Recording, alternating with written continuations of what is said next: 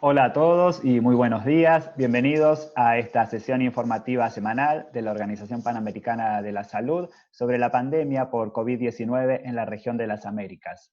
Soy Sebastián Oliel del Departamento de Comunicación de la OPS y les recuerdo que en esta sesión tenemos interpretación simultánea al inglés y al español y pueden optar por ella a través del botón Interpretation.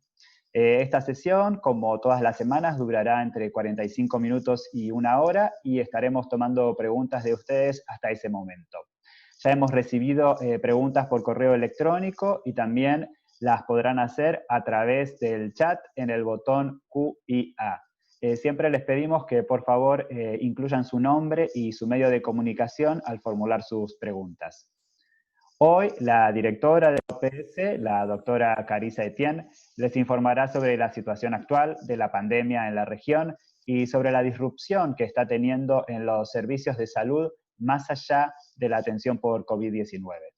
Acompañan a la doctora Etienne en esta sesión el doctor Jarbas Barbosa, subdirector de la OPS, el doctor Ciro Ugarte, director del Departamento de Emergencias en Salud de la OPS, el doctor Marcos Espinal, director del Departamento de Enfermedades Transmisibles de la OPS, y el doctor Silvana Aldiguieri, director adjunto de Emergencias en Salud de la OPS y gerente de incidentes para COVID-19. Ahora sí, entonces quisiera invitar a la doctora Etienne a dar sus palabras de apertura de esta sesión. Doctora Etienne. Thank you, Sebastian. And a very good morning to all of you. Gracias, Sebastián, y buenos días a todos. Muchas gracias por estar hoy aquí en esta conferencia de prensa. Nuestra región continúa bajo el firme control de esta pandemia. Al 3 de agosto, las Américas tuvieron más de 9,7 millones de casos y más de 365 muertes. Y estas cifras siguen en alza. Prácticamente cada uno de los países en Mesoamérica está presenciando picos de casos de la COVID-19 y muchos países están lidiando por responder a estos picos. En el Caribe, los países han logrado controlar los brotes iniciales, pero la mayoría de los países han registrado casos nuevos y deben permanecer atentos a medida que reabren sus fronteras y se enfrentan a tormentas tropicales. Vemos una tendencia creciente general en la subregión andiana y en Brasil. Chile tuvo un pico importante en mayo y junio y ha bajado desde entonces. Argentina, sin embargo, está notificando un aumento en las provincias menos pobladas fuera de la capital, Buenos Aires. América Latina está enfrentándose a lo que nosotros llamaríamos una paradoja de la salud pública. Muchos países están notificando números récord de infecciones nuevas, una señal clara de que el virus se está propagando rápidamente. Aún así, existe una presión creciente por abrir las economías y las escuelas y seguir con la vida de la forma normal. La COVID-19 no desaparecerá pronto. Esta pandemia es una realidad a la cual debemos adaptarnos siguiendo con la implantación de medidas activas para controlar el virus y también el uso de los datos sobre la propagación del virus y la situación de nuestros sistemas de salud para calibrar nuestras acciones.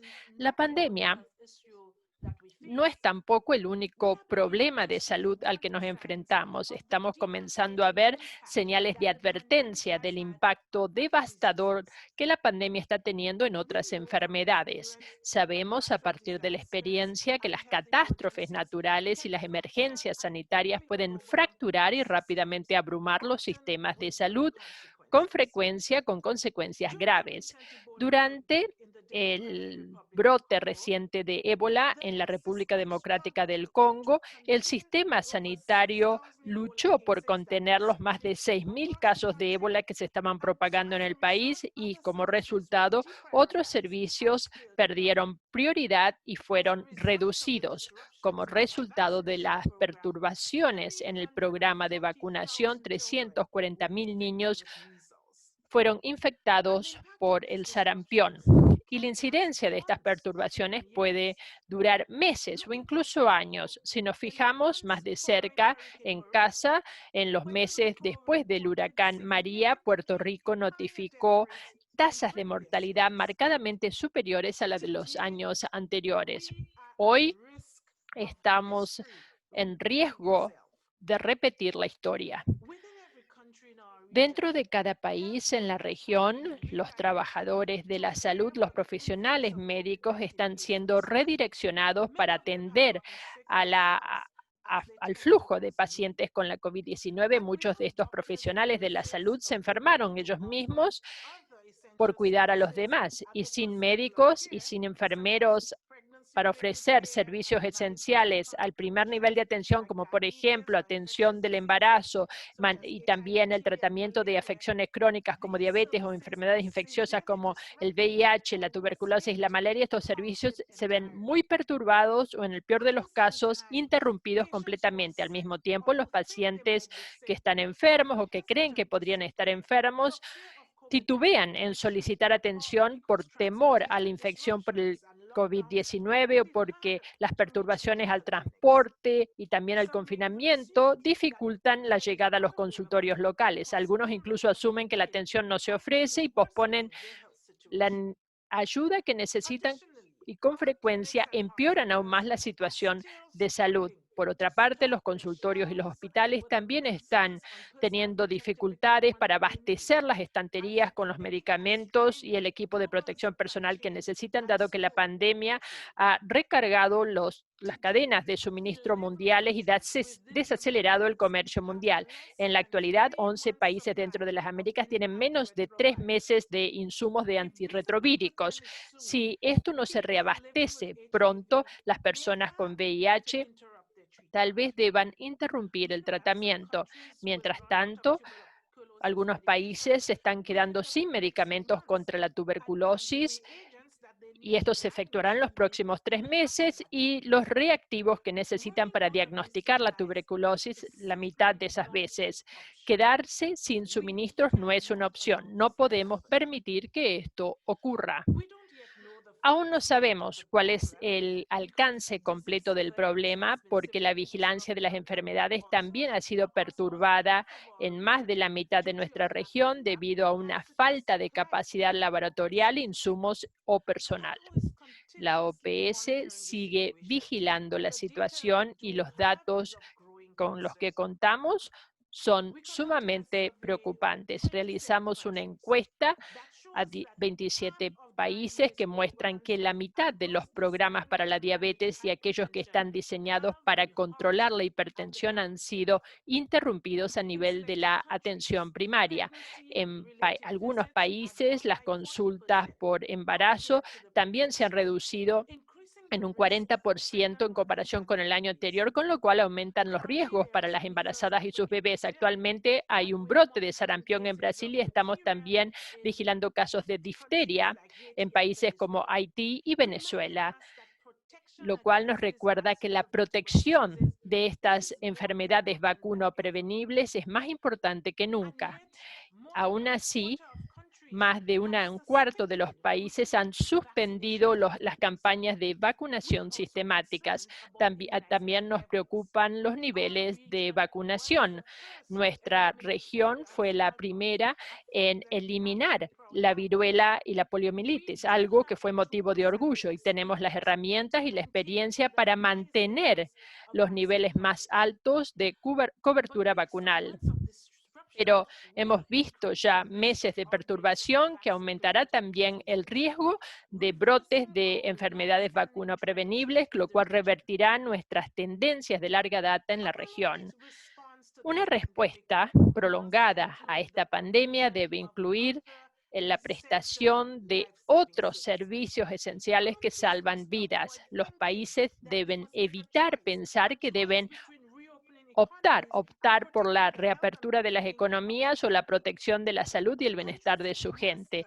Los países deben adaptarse y comprometerse a ofrecer de manera simultánea estos servicios de atención primaria esenciales al tiempo que mitigan los efectos de la COVID-19. Una vez más, esta no es una opción por una u otra cosa. En cambio, los gobiernos deben alcanzar ese equilibrio delicado para la salud pública.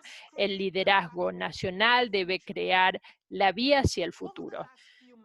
En los últimos meses, la OPS ha compartido prácticas óptimas y ha trabajado estrechamente con los gobiernos para realizar ajustes, ya sea pequeños o grandes, para simplemente lograr este objetivo. Todo país debe hacer dos cosas: repensar cómo se presta la atención esencial e invertir en el primer nivel de atención. Estamos viendo muchos sistemas sanitarios que utilizan la salud digital, incluso la telemedicina, para seguir vigilando a los pacientes desde la comodidad de sus propios hogares. En lugares donde no se ofrece telesalud, las consultas en los hogares y los programas de extensión comunitaria están ofreciendo apoyo a las poblaciones más vulnerables. Nuestros consultorios y hospitales están cambiando drásticamente su rutina, aumentando el intervalo entre los turnos y asignando zonas específicas, en algunos casos pisos completos, para atender a pacientes que tienen síntomas de la COVID-19, de manera que el resto de los pacientes pueda recibir la atención médica sin ser vulnerable a la infección. Si bien estos cambios pequeños son importantes en el corto plazo, esta pandemia ha mostrado claramente que inversiones apreciables en los sistemas sanitarios están muy atrasadas y se necesitan desesperadamente.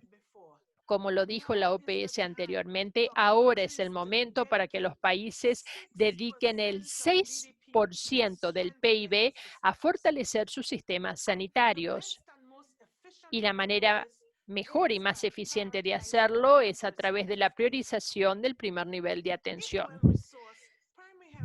La atención de salud primaria, cuando cuenta con los recursos necesarios, puede atender a todas las necesidades del paciente bajo el mismo techo, cerca de donde viven y trabajan. Los países pueden responder a la COVID-19 con pruebas y también el rastreo de contactos, al tiempo que ofrecen otros servicios esenciales como vacunación y apoyo para la salud mental, junto con el primer nivel de atención. Un enfoque integrado ahorra tiempo y recursos para los pacientes y mejora también la calidad de la atención que reciben. Las inversiones en la atención de salud primaria también mejoran la eficiencia, reducen los costos de la atención sanitaria y permiten a los hospitales y a las comunidades ampliar la capacidad en otros ámbitos de atención. La pandemia de la COVID-19 ha mostrado que para demasiados de nosotros la salud sigue siendo un lujo y la atención escapa de nuestro alcance. Debemos trabajar juntos para que la salud universal sea una realidad para todos y que nadie quede rezagado. A medida que continuamos por esta vía hacia la salud universal, debemos asegurarnos de que nuestros sistemas sanitarios sean resistentes y que cuenten con los recursos, los insumos y los profesionales que necesitan para luchar contra la pandemia y seguir manteniendo a las personas de manera sana y protegida de otras enfermedades. Cuando estas enfermedades no se controlan, pueden llevar a otros desafíos para la salud que pueden ser igualmente nocivos para la salud de las personas. Debemos llegar al equilibrio justo y debemos hacerlo juntos. Muchas gracias, doctora Etienne. Vamos a comenzar ahora entonces con las preguntas que hemos recibido por email y también pasaremos a las preguntas que nos están haciendo a través del chat del Q&A. Así que no duden en seguir escribiendo por allí, tanto en inglés como en español, e identificándose con su nombre y su medio de comunicación. La primera pregunta que nos llegó dice: With the region of the Americas still at the... La región de las Américas, que aún se encuentra en el epicentro de la COVID-19 y el reconocimiento ya en alza de una pandemia prolongada, ¿Qué necesitan hacer los gobiernos a la vanguardia de sus labores? Muchas gracias por esta pregunta. Permítanme comenzar diciendo que el acceso universal a la salud y la cobertura universal de salud siguen siendo un principio central de la salud y el desarrollo, pero incluso en este momento de crisis donde debemos asegurarnos de que todos, independientemente de sus ingresos, grupo étnico o sexo, tengan acceso a atención de buena calidad cuando lo necesita, sin incurrir en dificultades financieras. Lamentablemente, la pandemia ha perturbado muchos servicios de salud esenciales, entre ellos programas de los que dependen las personas para tratar afecciones como enfermedades crónicas, VIH, tuberculosis y malaria. Y como lo dije al principio, estamos comenzando a ver que como resultado de estas perturbaciones, los pacientes en nuestra región están muriendo a raíz de estas afecciones que se pueden tratar, pero están muriendo a tasas más altas de las normales. Hoy, las Américas son vulnerables a perder años de beneficios sanitarios en meses. El desafío de la COVID-19 no tiene precedentes en nuestra vida. Requiere sistemas de salud con buen financiamiento y sólidos para superar esta crisis y para recuperarnos. No hay dudas de que los países necesitan intervenciones importantes y continuadas para suprimir la COVID-19, proteger los beneficios obtenidos en el campo de la salud y también para abordar la pobreza creciente y la desigualdad en toda la región. Debemos ratificar que la salud no es ni un privilegio ni un bien, es un derecho humano fundamental. La salud de nuestras economías y la salud de nuestras economías dependen de ella. Gracias, doctora Etienne. La siguiente pregunta que nos llegó es de Matías Loewi, de Medscape en español. Matías dice que en varias oportunidades se ha señalado que estamos en la primera oleada de casos en las Américas y pregunta, ¿creen que la llegada al pico se ha retrasado más de lo anticipado? ¿Coinciden con la idea de que más que hablar de una primera o segunda oleada, como se discute en Europa, habría que hablar mejor de una ola grande que puede tener altibajos? Doctor Barbosa. Gracias por la pregunta, Matías. Yo creo que es muy importante en tu pregunta esta comprensión que el patrón de transmisión que tenemos en América Latina es distinto de la transmisión que ha ocurrido en Europa. En algunos países de Europa, como Italia, por ejemplo, o Alemania o Francia, tuvimos como una explosión de casos, un pico muy fuerte, pero que con las medidas fuertes de distanciamiento social que fueron adotadas, essas medidas foram muito efetivas para lograr, depois de 4, 6 semanas, uma tendência de redução de casos. E aí se configura mesmo uma primeira ola bem identificada com o pico. Em América Latina, a transmissão tem uma outra dinâmica. As medidas adotadas foram importantes para reduzir a velocidade da transmissão, mas não alcançaram, hasta agora, a efetividade, em la maioria dos países, para controlar a transmissão e produzir a curva que vai barrando hasta ter solamente casos aislados.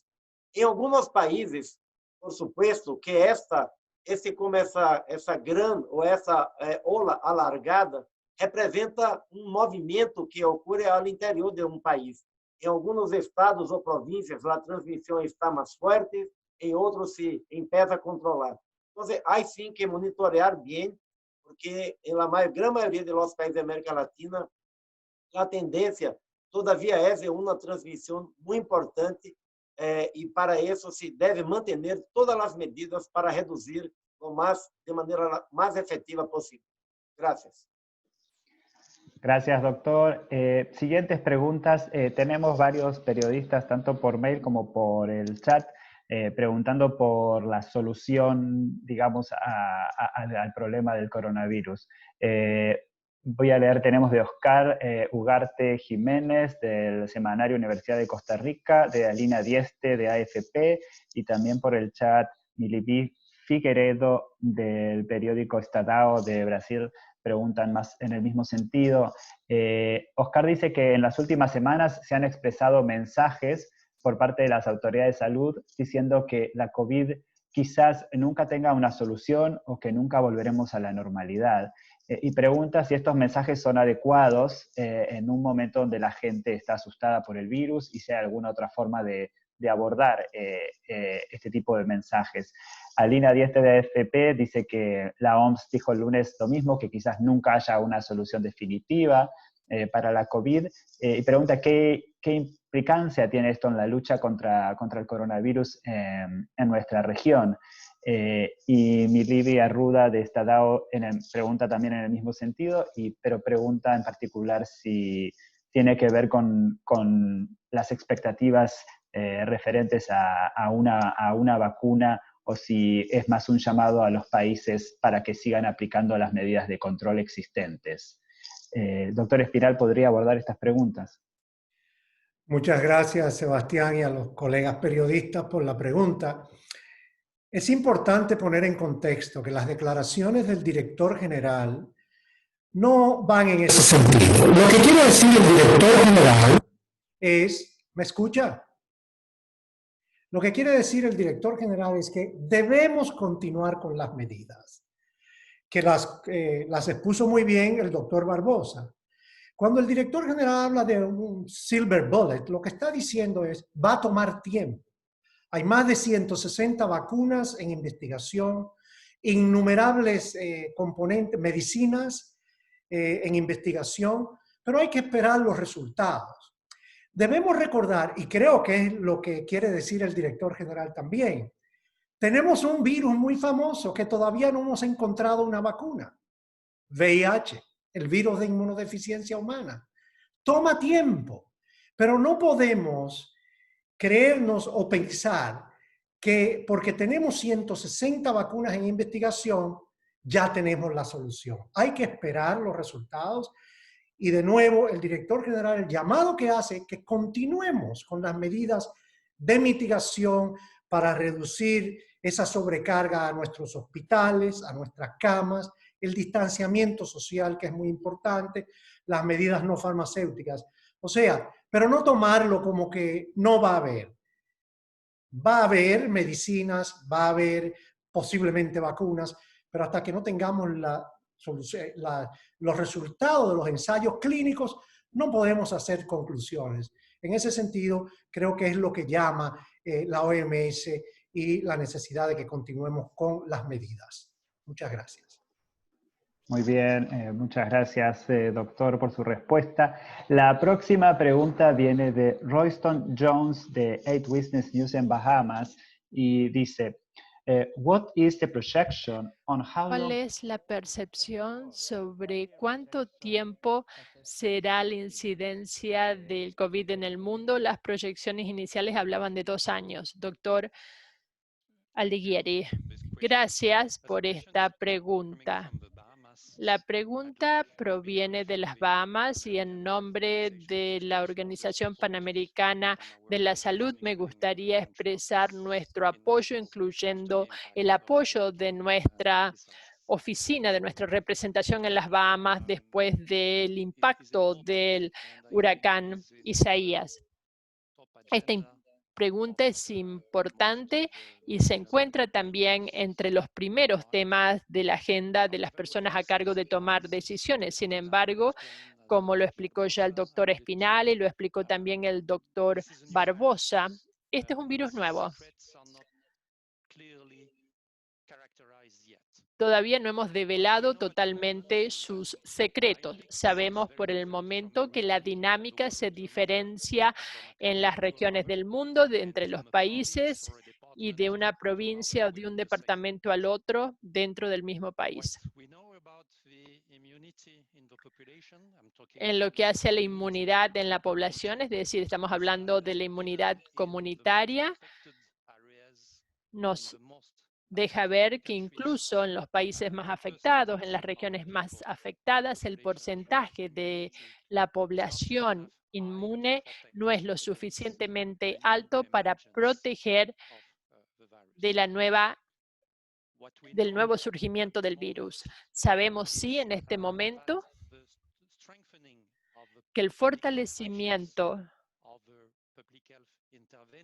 de la salud pública, de las intervenciones de la salud pública llevarán tiempo. Una vez más, el doctor Espinal ya lo explicó, con la creación de nuevas pruebas de laboratorio, con el mejoramiento de la vigilancia a nivel comunitario, con la creación de tratamientos nuevos para controlar, para tratar a pacientes críticos y la tasa de mortalidad y la creación de vacunas eficaces e inocuas. Todo esto tiene que llegar a zonas remotas. Entonces, en el contexto de todos estos aspectos, yo diría que el periodo de 2 años es un periodo temporal lógico para contar con más herramientas eficientes para reducir la incidencia en nuestras vidas y en nuestra sociedad. Gracias. Gracias, doctor. La siguiente pregunta viene de Verne Extabuar, de FM 91.9 en Trinidad y Tobago. Dice, Trinidad y Tobago tuvo una afluencia de inmigrantes de Venezuela y en los últimos tiempos vio un alza en el número de casos. ¿Qué asesoramiento y apoyo le puede ofrecer la OPS a los territorios que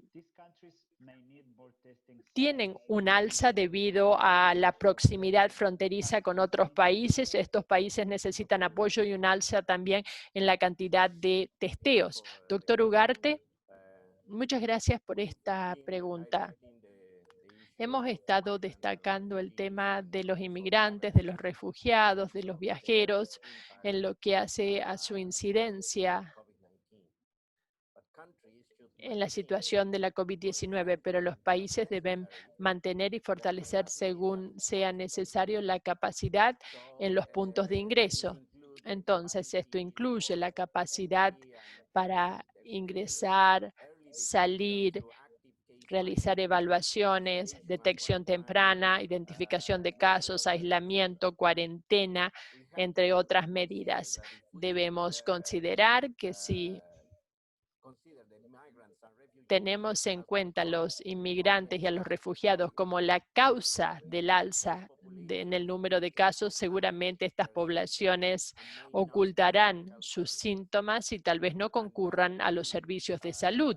Y esto incidirá en los servicios sanitarios de los países receptores. Lo hemos visto en muchos casos, así como mencionamos ya muchas veces esta situación, el número de casos detectados en los puntos de ingreso son muy bajos en comparación con el número de casos que se detectan dentro de los países. Entonces, el tratamiento de esta situación, en especial con el fortalecimiento de la vigilancia y la implantación de medidas de protección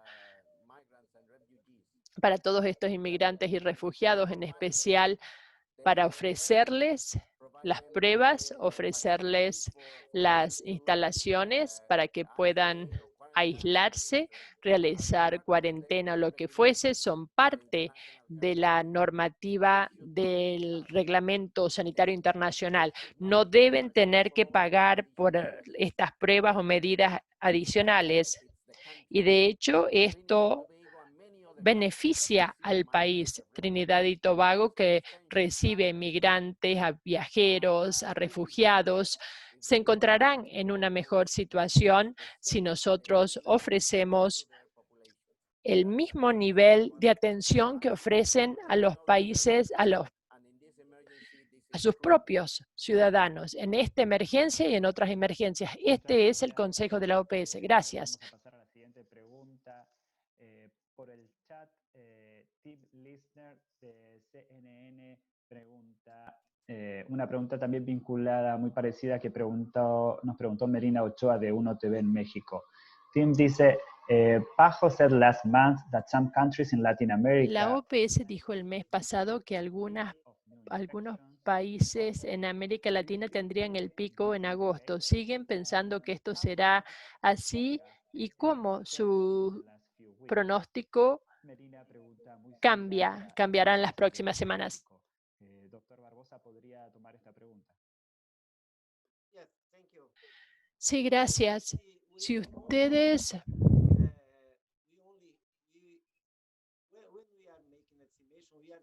piensan en que cuando nosotros realizamos pronósticos, tomamos casos que se basan en otros países que han tenido una situación como la de las Américas. Por supuesto que nosotros esperamos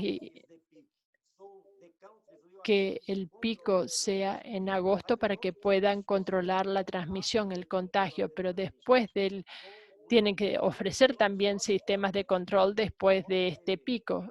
Invitamos a todos los países, los instamos a que implanten todas las medidas para analizar cómo las medidas de distanciamiento social pueden ser más eficaces, cómo pueden proteger a las familias pobres, cómo pueden proteger también a las personas que se encuentran en el sector de la economía informal, de manera que puedan respetar las medidas de distanciamiento social. Estas son las medidas que se deben incorporar en ciudades, en provincias o en estados donde todavía se están viendo números realmente altos de casos nuevos, de manera que el pico probablemente esperamos que ocurra ahora, dado que los países han estado trabajando arduamente y pueden así lograr el control del contagio. Gracias, doctor.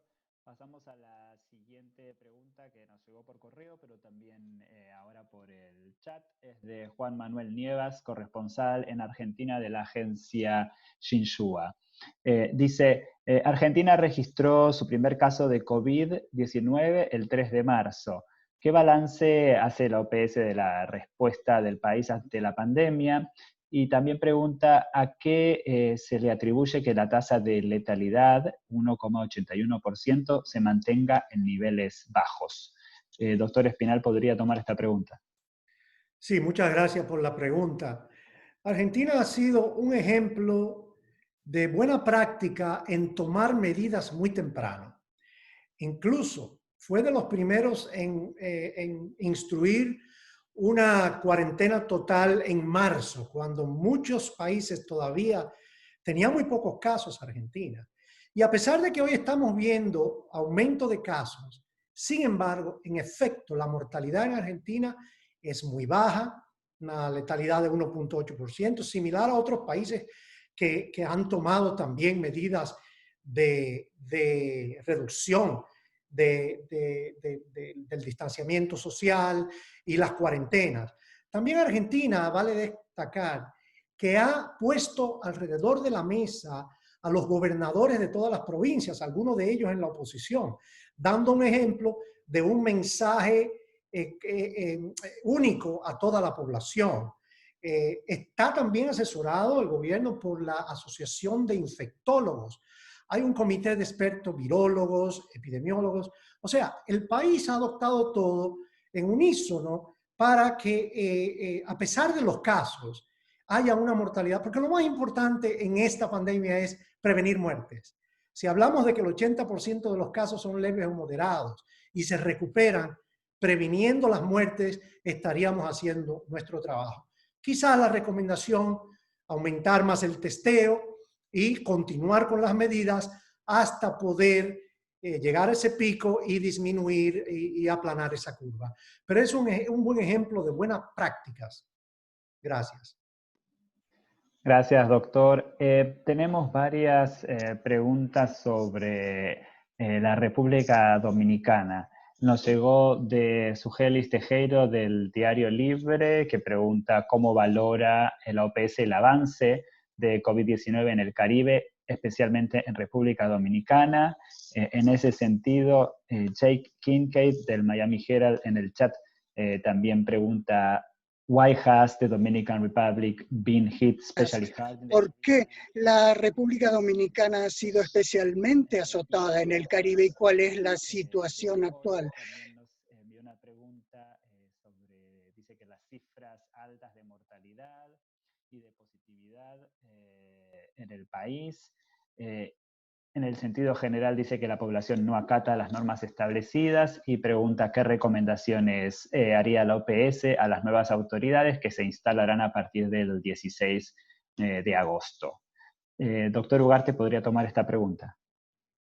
Muchas gracias por esas preguntas. República Dominicana planteó, luego del cierre de actividades públicas, etcétera, planteó una reapertura relativamente temprana, a partir del 20 de mayo y en varias fases. Y en ese proceso se ha visto que en las últimas fases hay un incremento significativo de casos en República Dominicana y que está asociado, como lo han dicho en las propias preguntas, es parte de la respuesta, a una baja en la percepción del riesgo, pero también en el relajamiento de la implementación de las medidas de distanciamiento físico y el uso estricto de la mascarilla. Y este es un ejemplo para todos los países, no solo para República Dominicana. Es importante señalar que cuando tenemos esos efectos, como en el caso de República Dominicana, se declara nuevamente un estado de sitio, en este caso el 21 de julio, para que las medidas se implementen más estrictamente. Y entonces hemos visto que a partir, por ejemplo, en el 1 de agosto, se vieron varios indicadores, la tasa de incidencia acumulada, la tasa de ataque, la positividad, la tasa de letalidad, etcétera. Hay varios de esos indicadores que han sido afectados. Sin embargo, la tasa de letalidad se ha mantenido baja, alrededor de 1.6%. Y sería conveniente entonces tomar acciones y medidas en los lugares donde se concentren los casos para disminuir la propagación comunitaria. El nuevo gobierno ha estado en contacto con nuestra oficina y con los equipos de transición de cambio de gobierno y han recibido recomendaciones específicas, pero en general para todos los países son medidas estrictas para contener la transmisión en los lugares identificados a través de cercos epidemiológicos, restricción de movilidad, fortalecer la identificación de contactos, extender la red pública de laboratorio y diseminar o descentralizar el diagnóstico de laboratorio y disminuir los tiempos de respuesta de confirmación. Todas estas recomendaciones en realidad se aplican a todos los países que están en proceso de relajamiento, de reapertura de la actividad económica. Gracias. Gracias, doctor. Tenemos varias preguntas que nos llegan ahora por el chat vinculadas con los huracanes y la pandemia. Sarah Newway de El Telegraph dice, there have been concerns that Hubo preocupaciones de que los huracanes podrían empeorar la pandemia. ¿Cuán preocupados están ustedes sobre un posible doble golpe? ¿Y qué hacen para mitigar el riesgo?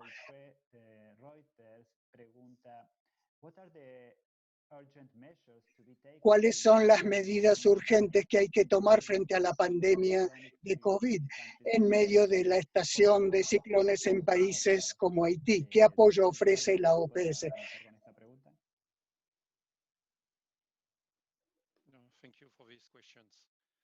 Muchas gracias por estas preguntas. Como ustedes saben, la estación de huracanes en el Caribe ya empezó. Ya tenemos un segundo huracán o tormenta tropical que ya está afectando a la costa este de Estados Unidos, en el este, pero muy lejos de nuestra sede. Pero los huracanes y los desastres naturales, las tormentas tropicales son preocupación para la OPS, lo cual agrega una nueva capa de complejidad a nuestra respuesta frente a las atenciones de emergencia frente a la COVID-19. Tenemos que estar listos a distintos niveles. Esta región tiene un largo historial de prepararse para los huracanes y desastres naturales, por ejemplo, en el Caribe, con mecanismos especiales a nivel nacional e incluso mecanismos subregionales. Pero con la situación de COVID-19 tenemos que estar listos para todo un conjunto de nuevos retos a nivel de la población, que tenga que pasar a refugios, y también nuevos retos para implementar el distanciamiento social, el lavado de manos y el uso de mascarillas. y los refugios o albergues son uno de los grandes motivos de preocupación para la OPS. Hemos elaborado y compartido directrices con nuestros Estados miembros y con las autoridades nacionales que abordan la preparación y respuesta a huracanes y desastres naturales. Ahora la preocupación es cómo puede trastornar la atención de los pacientes, incluso de pacientes críticos que están en terapia intensiva y terapia de oxígeno. Y en cuanto a estas recomendaciones, también compartimos esto a nivel de conferencias regionales y cursos con los Estados miembros en cuanto al establecimiento de planes para sitios alternativos de instalaciones de atención de salud, de búsqueda de recursos humanos y también algo muy importante, la estrecha coordinación entre los distintos niveles de gobiernos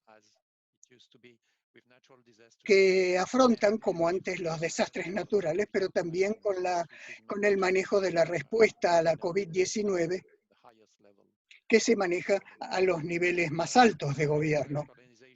La OPS tiene un programa especial relativo a los desastres naturales, incluidos huracanes. Tenemos una oficina subregional en el Caribe que ya ha desplegado recursos y muchas representaciones de la OPS en los países del Caribe han ya sido activadas y han recibido información sobre cómo trabajar en conjunto con las autoridades nacionales. Muchas gracias. Las últimas preguntas que nos llegaron están vinculadas con la reapertura de escuelas. Es de Ana Lucía Ola, de Prensa Libre de Guatemala, y también Michael Clocks, de Depictions Media. Ana Lucía dice que la ONU ha llamado a los países a dar prioridad a reabrir las escuelas en cuanto tengan controlada la transmisión de la COVID-19, advirtiendo que los cierres prolongados plantean el riesgo de una catástrofe generacional en el tema educativo. Pregunta, ¿cuándo sería el mejor momento para dar ese paso? Y si se ha visto rebrotes en varios países que lo han hecho.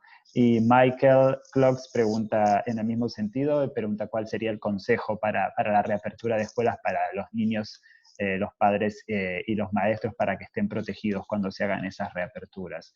Doctor Barbosa, ¿podría tomar esta pregunta?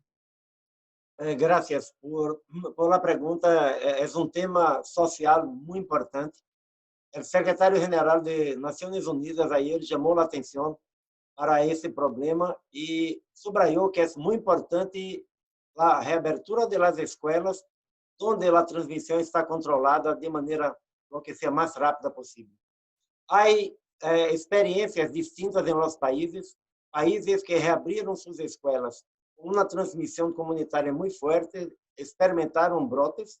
Países que reabriram suas escolas depois de controlar a transmissão comunitária puderam abrir com relativa segurança. Então, é muito importante, primeiro, controlar a transmissão. Sem controlar a transmissão local, em cada cidade, em cada estado, reabrir as escolas pode ser um fator de risco para novos brotes. Depois que controle a transmissão, se pode tomar a medida de reabertura das escolas com medidas de distanciamento físico, de ter acesso a testeo para os maestros, para os alunos, medidas de uso de cobrebocas, de mascarillas, medidas de acesso a lavado de manos e outras. Então, é muito importante ter em conta no processo de reabertura das escolas, primeiro, o controle da transmissão, e depois, quando seja o momento, fazê-lo com todo um protocolo para garantizar a segurança de los niños e niñas e de los maestros. Muchas gracias. Gracias, doctor. La próxima pregunta en el chat nos llega de Elisa Martins, del diario O Globo de Brasil. Dice que quiere saber cómo ve la OPS la situación de Brasil, que en algunos días llegará a las 10.000 muertes por COVID-19. Dice, sin que haya señales de disminución de la incidencia de la enfermedad en un país con muchos problemas anteriores relacionados a la salud pública, dice Elisa. Doctor Espinal, ¿podría contestar esta pregunta? No lo estamos escuchando, doctor. Su micrófono, si puede. Perdón. Ya. Gracias. Creo que Lisa se refería a llegar a 100.000 muertes. Sí, en efecto. La situación en Brasil todavía sigue siendo crítica. Todavía no se puede cantar victoria y lo importante es seguir implementando las recomendaciones, el paquete de medidas no farmacéuticas y que van en línea con las recomendaciones de los organismos internacionales y del Reglamento Sanitario Internacional para manejo de casos, prevención, detección. Hay un signo un poco que nos da esperanza. El 29 de julio Brasil reportaba unos 70.000 casos diarios y ha bajado un poco ese reporte en los últimos 5 o 6 días. Pero es muy difícil porque un país tan vasto, donde a pesar de que el testeo ha aumentado, todavía hay áreas remotas y áreas donde todavía el virus sigue haciendo estragos, no debemos pensar que es que ya estamos aplanando la curva. Hay que esperar y ver qué pasa en las próximas semanas con Brasil. Lo importante es que todavía hay comunidades como el Distrito Federal, Sao Paulo, Bahía, reportando gran cantidad de casos, gran cantidad de muertes también. Entonces, debemos continuar con las medidas y para eso nuestras oficinas están a la disposición de Brasil. Pero puede ser, en algún momento los países lograrán aplanar esta curva si consiguen continuar con dichas medidas no farmacéuticas y de manejo, detección y manejo de casos. Muchas gracias. Gracias, doctor. Otra pregunta que nos llega ahora es de El Comercio de Quito, de Gabriela Quiroz, en Ecuador. Pregunta, ¿cómo ven la situación de contagio y de mortalidad en Ecuador, tomando en cuenta que la cuarentena se realizó desde marzo hasta mayo y desde entonces hay una apertura gradual con semáforos? Doctor Ugarte, ¿podría tomar esta pregunta? Claro que sí. Gabriela hace una pregunta muy importante porque Ecuador efectivamente sufrió un impacto severo, particularmente en la ciudad de Guayaquil, en la provincia de Guayas. Sin embargo, otras localidades que no habían sido afectadas anteriormente han comenzado a presentar un incremento de casos y que se asocia a la mortalidad, al incremento de letalidad. Y estos datos solo muestran que hay muchísima población todavía susceptible al COVID. Aún en las zonas donde han habido muchísimos casos, es posible que en zonas urbanas haya un rebrote y un incremento de casos masivos. En el caso de Ecuador estamos viendo que hay casos que se presentan en provincias donde no habían aparecido casos originalmente, pero también en provincias donde han habido casos. En ese sentido es importante mantener todas esas medidas que mencionamos anteriormente, en particular el uso de las mascarillas, el distanciamiento social, el lavado de manos. No podemos insistir lo suficiente en estas medidas. Y esto no es responsabilidad del gobierno o de las autoridades, es responsabilidad de cada uno de nosotros. Si alguien se enferma, si alguien se contagia, es muy probable que haya sido porque las medidas no se adoptaron de la manera como se debía adoptar. Y solo basta una ocasión en que uno baje la guardia para contagiarse y contagiar a su familia, a sus parientes cercanos o a sus compañeros de trabajo. De tal manera que estas medidas que estamos viendo en Ecuador se aplican también a otros países. Y es necesario, la directora lo mencionó en la apertura, y lo hemos dicho varias veces, la implementación de las medidas a un nivel individual para protección de uno mismo y de los que lo rodean es una responsabilidad que tiene que quedar con nosotros en los meses que siguen, no en los días ni en las semanas, en los meses que siguen. Gracias. Gracias, doctor. La próxima pregunta en el chat nos llega de Daniel Mesa, de Proceso Digital en Honduras. Y dice, ¿qué lecciones hemos aprendido hasta el momento, digamos, de la COVID-19 para aplicar en futuras epidemias? Doctor Barbosa, ¿podría tomar esta pregunta? Sí, gracias, Daniel. Seguro que en todas las emergencias de salud pública de importancia internacional, es muy importante el proceso de revisar bien tudo que ha funcionado, tudo que necessita ser reforçado, de maneira que se pode estar melhor preparado em la próxima pandemia. Não sabemos quando vai ser, não sabemos qual vai ser o vírus que vai produzir, pode ser novo vírus de influenza, novo coronavírus, mas sabemos que, por as próprias condições biológicas, há a possibilidade de ter outras pandemias no futuro. Eu creio que temos todo um processo, por exemplo, com o brote de SARS, no ano 2003, se ha revisado o Regulamento Sanitário Internacional para tê-lo muito mais sensível e mais efetivo para a detecção temprana e resposta. Assim que estamos, todavia, no meio da batalha. Mas é importante que cada país e cada organização pueda fazer esse processo de revisar-se.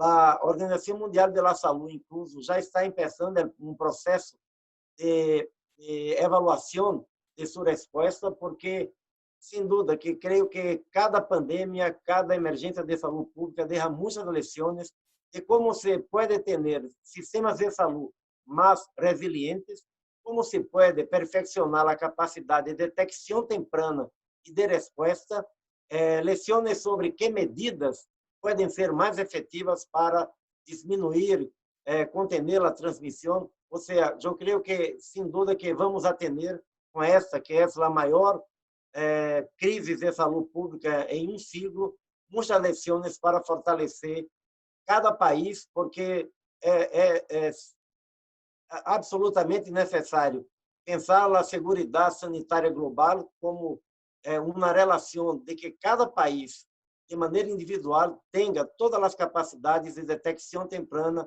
e de resposta bem efetivas. Gracias. Gracias, doctor. La próxima pregunta nos llegó de Francisco Morere, de Cover News en Argentina.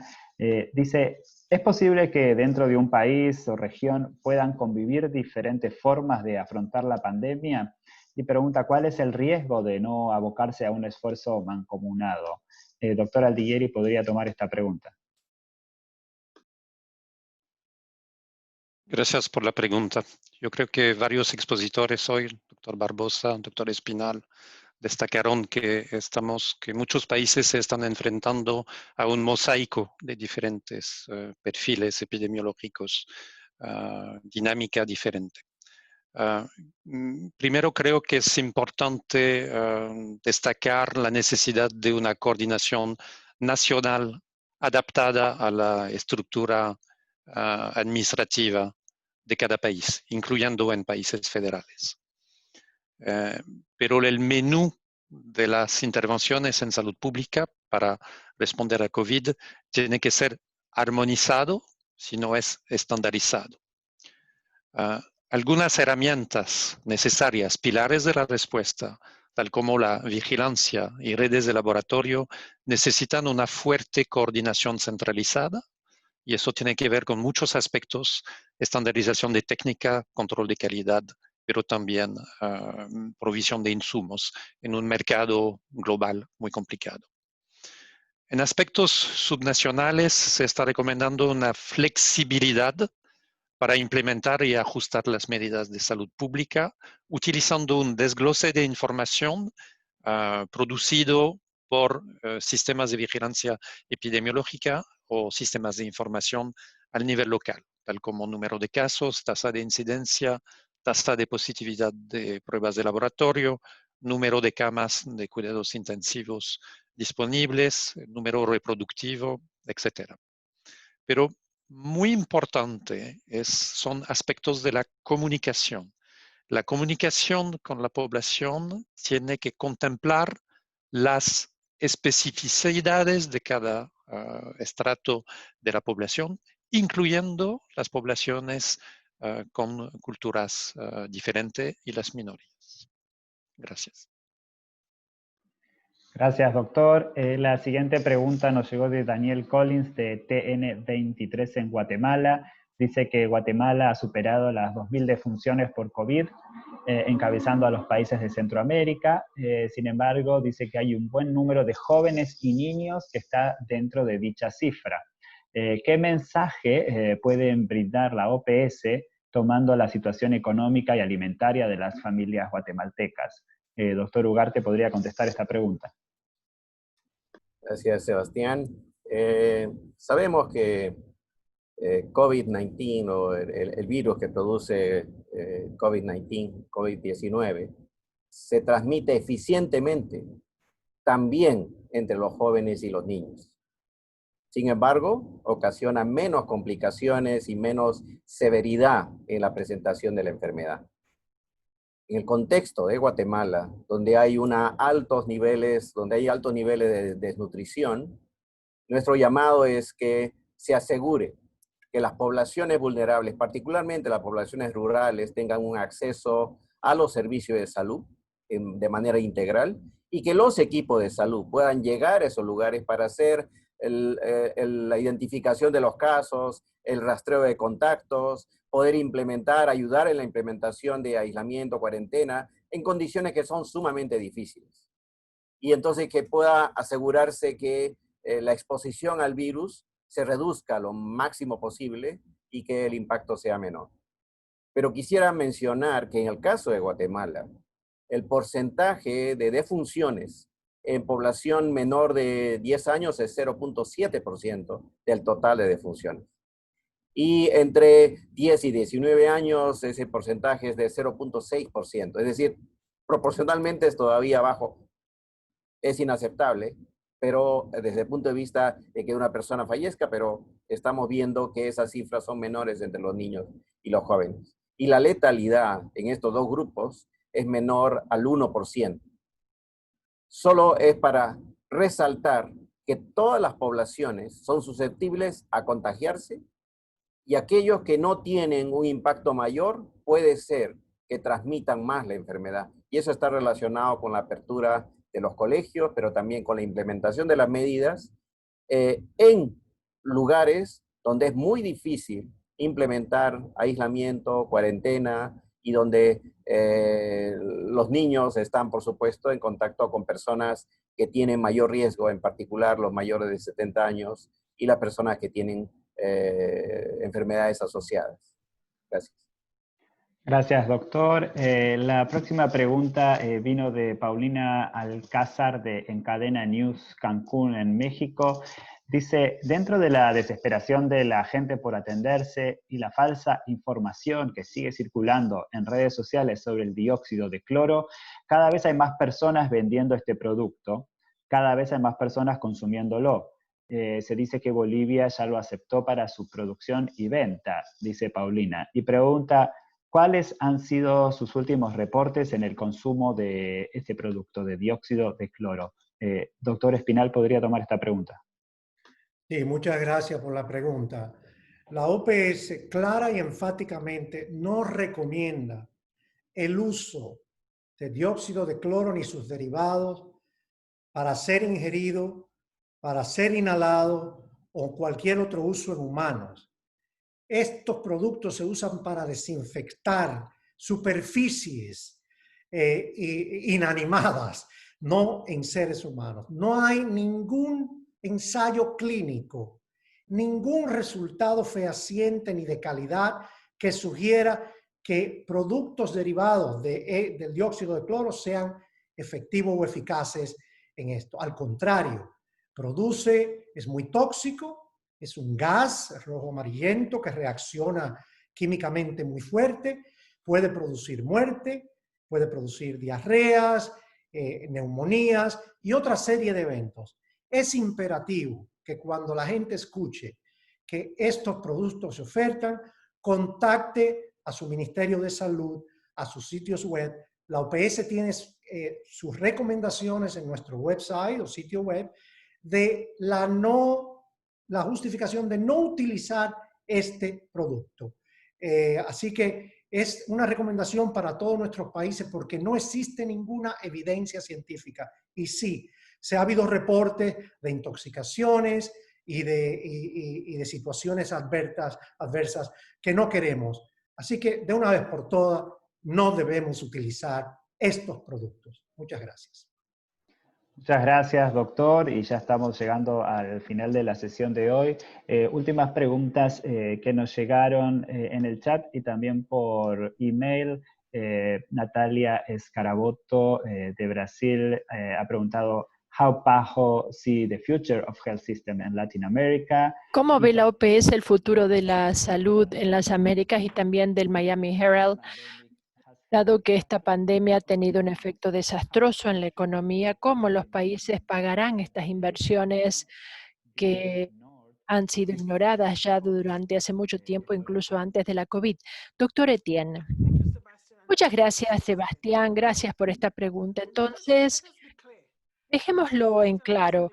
Los sistemas de salud en los países de las Américas, históricamente, ya durante mucho tiempo han tenido deficiencia de fondos y han estado fragmentados mucho antes de la llegada de la COVID-19. Esto no es nuevo.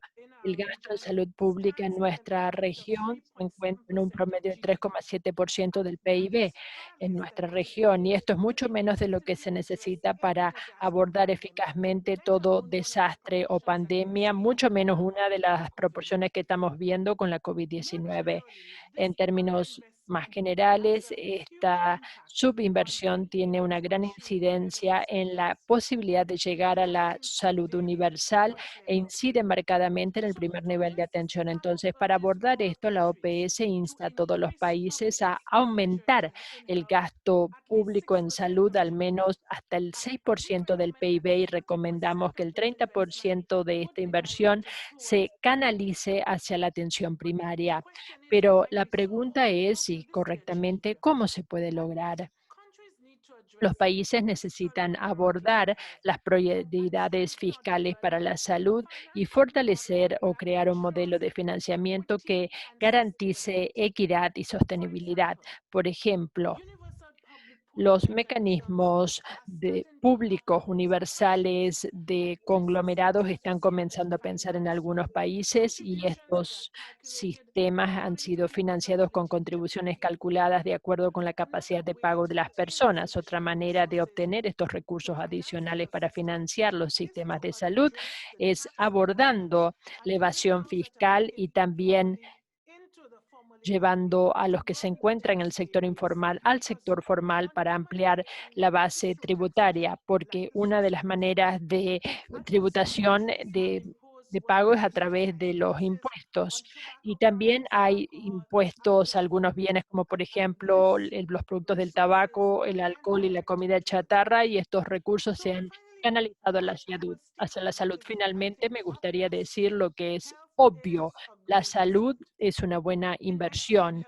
La inversión en los sistemas de salud ahora seguirá creando recompensas para el futuro, reducirá la mortalidad prevenible, garantizará también poblaciones más sanas, mejorará el bienestar y nos prepara también para brotes futuros, porque la COVID-19 no es ni el primero ni el último de estos brotes a los que se enfrentarán nuestros países. En el término más breve, en el plazo más breve, por supuesto, debemos asegurarnos de que aquellos países que inviertan ahora en la salud seguramente tendrán una mejor reacción y más rápida aquellos que no invierten. Entonces, el mensaje es que hay que invertir en la salud, garantizar la equidad en el acceso y la buena calidad en el contexto de la sostenibilidad. Muchas gracias. Muchas gracias, doctora Etienne. y muchas gracias a todos por participar en esta sesión.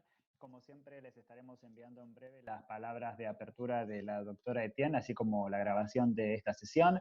Y recuerden que pueden encontrar más información en la página web de la OPS, y vamos a seguir en contacto por nosotros por correo electrónico por si tienen algunas otras preguntas. Así que muchas gracias a todos y hasta el próximo martes. Saludos.